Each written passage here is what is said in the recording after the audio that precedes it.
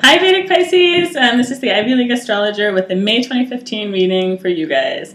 Thank you so much for bearing with me last month through my crankiness, as I was like, I don't want to show the cards, meh. I was just feeling cranky about it. So I've been trying to show the cards a little bit more this month. I would love to give people the learning opportunity to kind of get different takes on what cards can mean at different times, because that's also a lot of how I learned.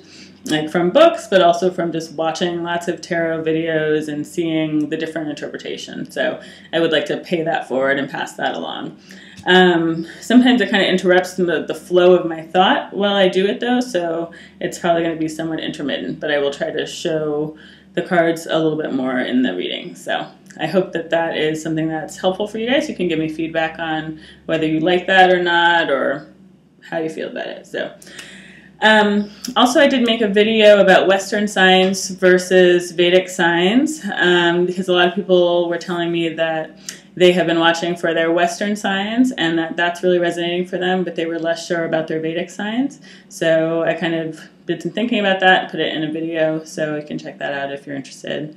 I also talk about which signs to watch for, because I get that question a lot too. Whether sun, moon, or rising is most accurate. And for me, it's all three. For me, all three inform it, plus more. But anyway, the long version of that answer is in the video as well. So yeah, check it out if you're interested. Okay, so for May, let's see what's going on for Pisces.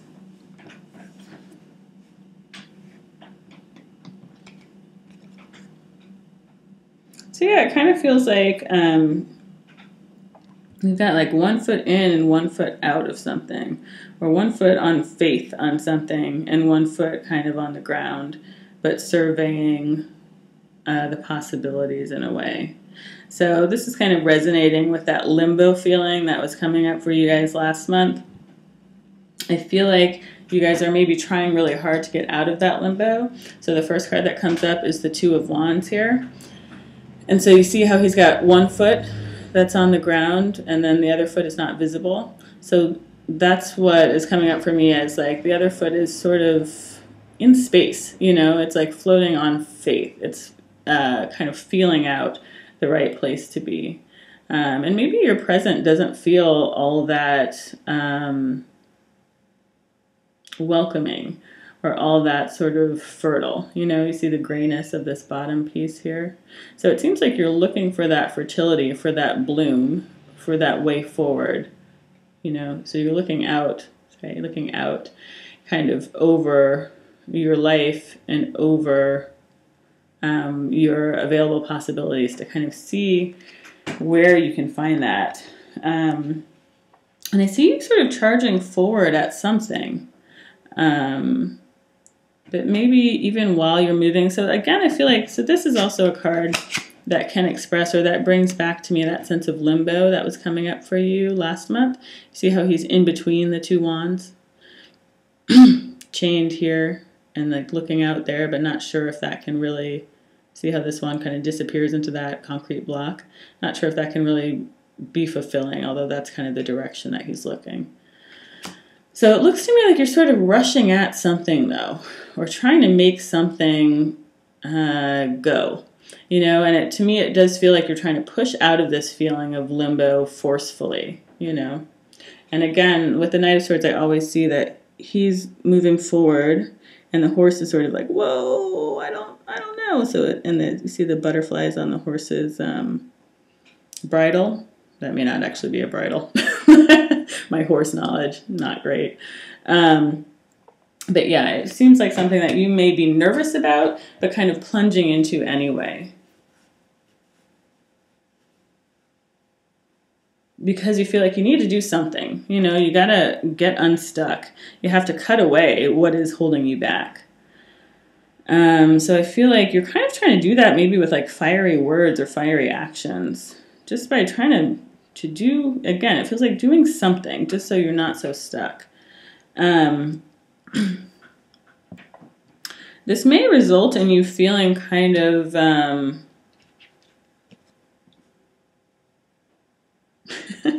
like you've been thrown back though. Like you've been thrown back to the same ground in a way, you know, that you started from. Like you're trying really hard to get out of this pattern and to cut it away. but in fact it's more of a loop than you realized. So that's this Two of Pentacles. So you see how there's like the ground, the gray ground here, and then this figure is back on solid ground again, but the color of the ground is shifted. It's slightly different. You know, your view of it is slightly different, and there's more to there's more to, nope, that one. There's more to consider at this point. You have more information. After making whatever sort of lunge forward you make, you have more information to kind of digest than you had bet on, I think, and that you had figured on and that you had planned on. So I feel like you're kind of thrown back in this way. Yeah, I feel like you're in limbo, you're kind of trying to charge forward, and then you're kind of looped back around to having to look at something in a different way. So it's like you had one perspective that you were trying to really push forward with, and that is joined to another perspective, and those are kind of looping in and around each other, and needing to be sort of balanced in order to find a way forward. So I see you spending at least part of the month sort of trying to flow with that a little bit. And maybe feeling a bit foolish in it too. I mean, I think it's just sort of new territory or unexpected information. So you're kind of like, whoa, like how do I even process this? So I think you may need to sort of spend a little time like keeping it under your hat and just trying to, again, flow with it, feel it out.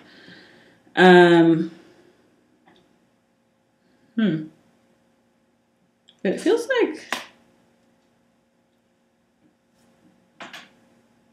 a decision may need to be made.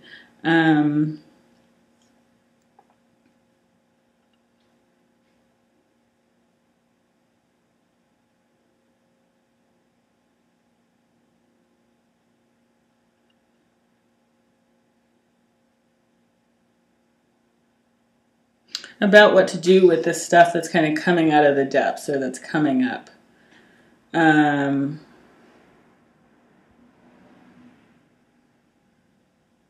you may be at odds at how to deal with this. I think your perspective and someone else's perspective are at pretty severe variance. So it's like you kind of have to decide whether to give up on this and bury it, which I think is the right course for some of you, or whether to sort of plunge ahead in a way that forges a new path. So there's the Three Swords, the two are at variance, and there's the one that the center sword can either bury this matter and finish it completely, or it can forge a new path through the center of the heart. So that's a heart. It's a, you know, it depends on what the situation is, whether it needs to be finished or whether it needs to be progressed. But either way, it seems to involve a lot of hard work, either to finish it or to move on with it, because it can't be moved on with the way that you were planning to go or the way that someone else is used to going. You know, it's like these are old paths. Sorry, I just can't even trace that appropriately, but these are old paths, and there has to be a new path that's forged if this is to move ahead. Yeah, you're not going to be able to rest on your laurels somehow. Whatever you've done in the past, you're going to have to change, and you're going to have to let down your guard about changing. So you have to really want it. If this is something that you want to push ahead with, it's going to proceed in an unusual way, and you have to really want it. It has to be worth it to you, because it is going to be quite a bit of work.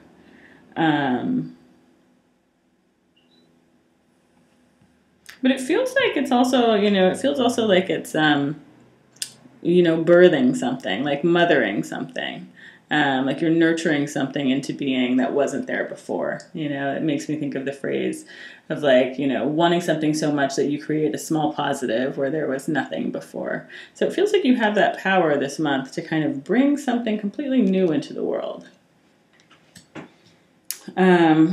And again, it's going to proceed in an unusual manner, and I think it needs to proceed at a somewhat slow pace so that it can attain and maintain balance.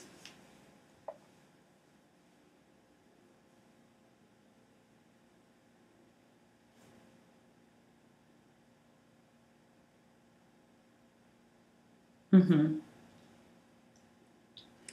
Yeah, for some people, there may be two things that are going on for you with the Two of Swords.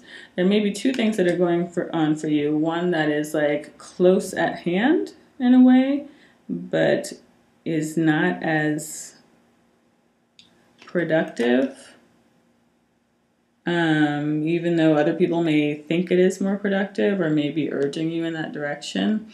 And one that you are intuitively being called towards. And I feel like the trick is that for this thing that's calling you intuitively, I always notice that the moon is on one side with the Two of Swords and is always on the side where it's further from the shore.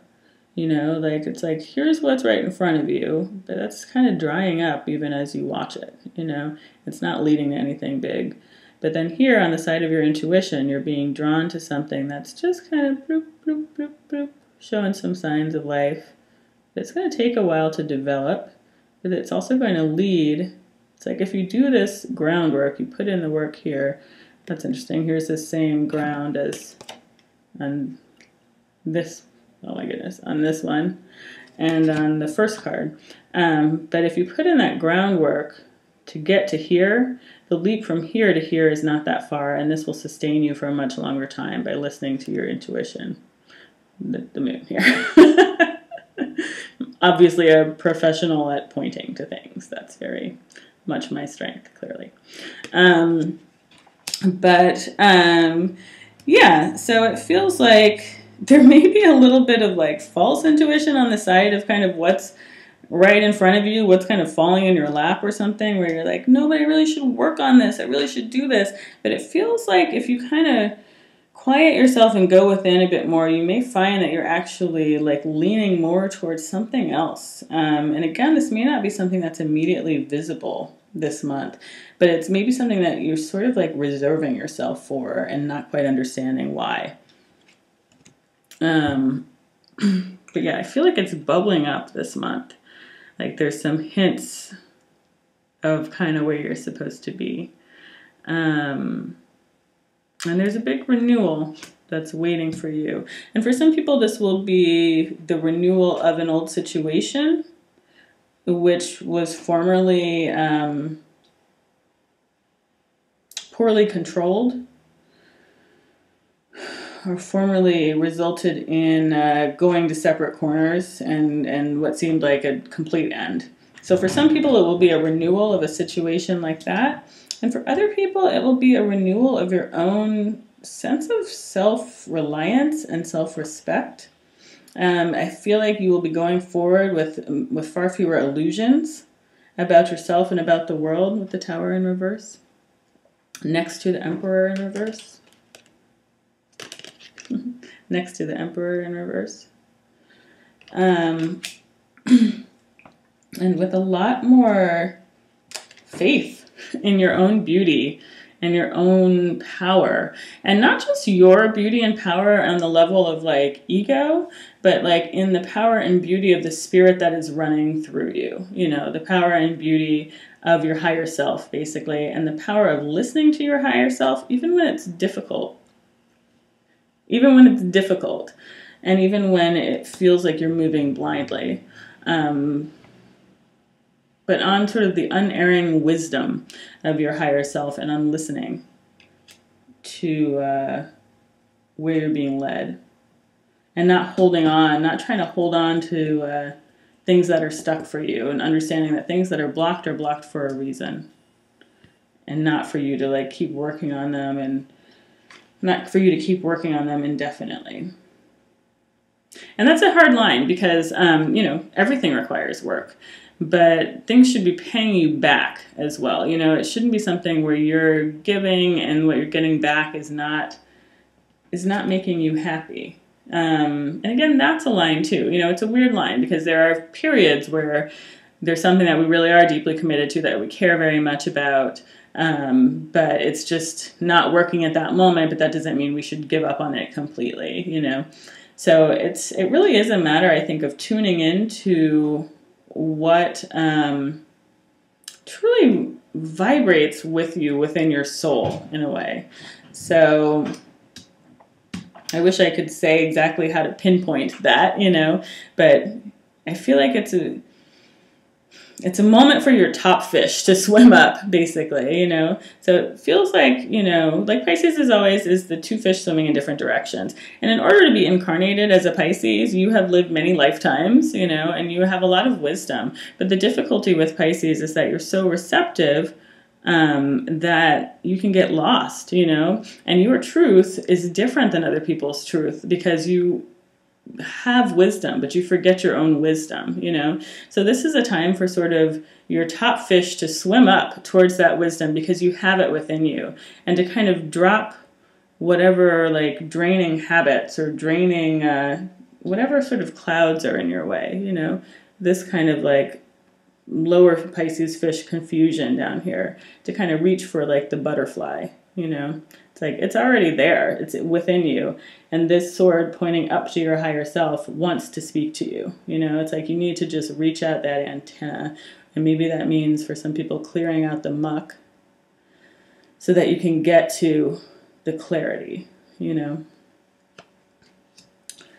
So yeah, and I think the message is also not to wait for someone else to do it for you. You're going to be disappointed if you're looking for it in relationship or in something outside of yourself. It's really a moment for you to kind of break free within yourself, to claim your own wisdom. And wisdom doesn't mean that everything is going to work out just the way you want it. It's more an understanding that you're in the right place at the right time, even if it feels uncomfortable, you know. So I feel like you're being asked for that kind of bearing with it this month, you know, like things are unfolding for you, and you are kind of coming out of this limbo phase, and your kind of rush to get out of it is actually reaping a reward. It's reaping a fruit that helps you to think more deeply about where you are and helps you to forge forward on this path, either with someone else to finding a middle ground or to burying something that's negative for you.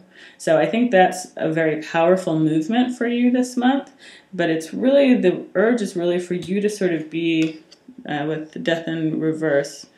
Death upright is also kind of about the same thing, but here I feel like it's for you to be reborn